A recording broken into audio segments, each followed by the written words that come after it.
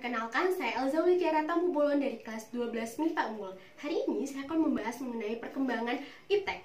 Mari kita mulai dengan pengertian iptek.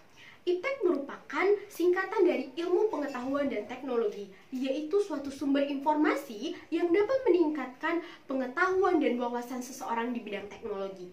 Definisi iptek kemudian dapat berkembang menjadi segala sesuatu yang berhubungan dengan teknologi, baik itu penemuan terbaru yang bersangkutan dengan teknologi atau perkembangan di bidang teknologi itu sendiri. Saat ini kita dihadapkan pada era globalisasi, di mana setiap aspek kehidupan manusia tidak lepas dari teknologi. Perkembangan ilmu pengetahuan dan teknologi yang sangat pesat ini memberikan dampak yang sangat luas bagi kehidupan manusia, baik dalam lingkungan keluarga, bangsa, dan negara. Dampak dari perkembangan iptek membawa pengaruh positif dan negatif. Mari kita mulai dengan membahas pengaruh positif iptek.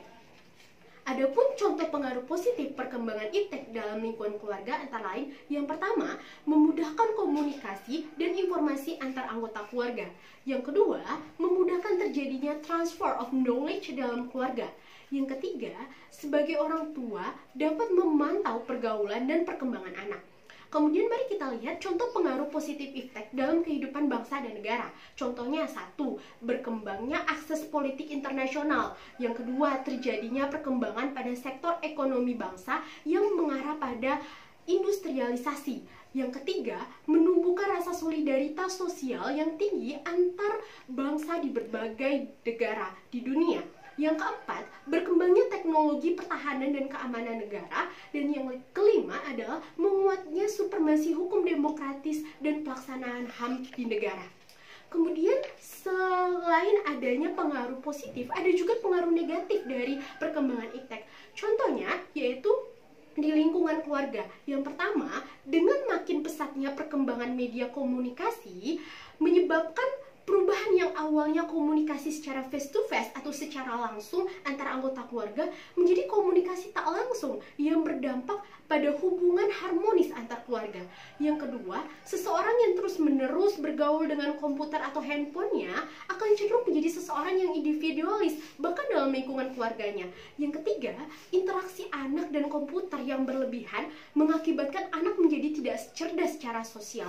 Dan yang keempat adalah orang tua umumnya tidak mampu mengontrol secara penuh konten-konten yang dikonsumsi anak lewat internet, sehingga peluang anak dapat mengakses situs pornografi ataupun situs-situs yang berbahaya tanpa bimbingan orang tua itu sangat besar. Nah, kemudian mari kita lihat contoh pengaruh negatif perkembangan iptek dalam kehidupan bangsa dan negara. Contohnya adalah yang pertama, dengan mudahnya melakukan transaksi di internet mengakibatkan makin mudahnya pula melakukan transaksi yang dilarang oleh pemerintah. Contohnya transaksi barang selundupan maupun transaksi narkoba. Kemudian yang kedua adalah meningkatnya cybercrime, yaitu kejahatan yang dilakukan di internet melalui dunia maya. Kemudian yang ketiga, masuknya budaya-budaya asing ke Indonesia dengan tidak diiringi oleh kemampuan masyarakat Indonesia untuk memfilter, maka menyebabkan budaya Indonesia ini semakin terkikis dan lama-kelamaan akan punah nantinya.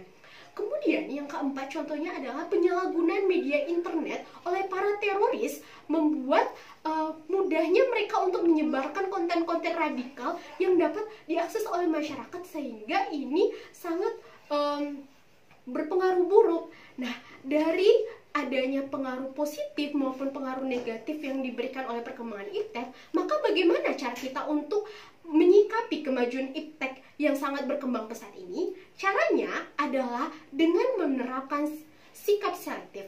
Sikap selektif di sini diartikan sebagai sikap untuk memiliki dan menentukan alternatif yang terbaik bagi kehidupan diri, lingkungan, masyarakat, bangsa, dan negara. Nah, melalui proses yang berhati-hati, rasional, dan normatif terhadap segala macam pengaruh dari luar, sehingga apa yang telah menjadi pilihan dapat diterima oleh semua pihak dengan penuh tanggung jawab. Dengan kata lain, kita bisa memfilter mana yang baik dan mana yang buruk. Nah, pada masa sekarang ini, satu hal yang perlu dibenahi oleh bangsa Indonesia, yaitu mentalitas warga masyarakatnya. Sikap kuat dan konsisten serta mampu mengeksplorasi diri adalah salah satu bentuk konkret yang dibutuhkan bangsa Indonesia saat ini. Maka, kita bisa menarik kesimpulan globalisasi ini membuat adanya perkembangan iptek. Nah, perkembangan iptek ini tidak bisa kita pungkiri. Ada pengaruh positif dan negatifnya bagi kehidupan kita. Maka, untuk dapat menjadi negara yang maju, kita harus mampu untuk dapat terbuka terhadap inovasi dan perkembangan iptek, sehingga kita mampu memanfaatkan iptek ini dengan baik.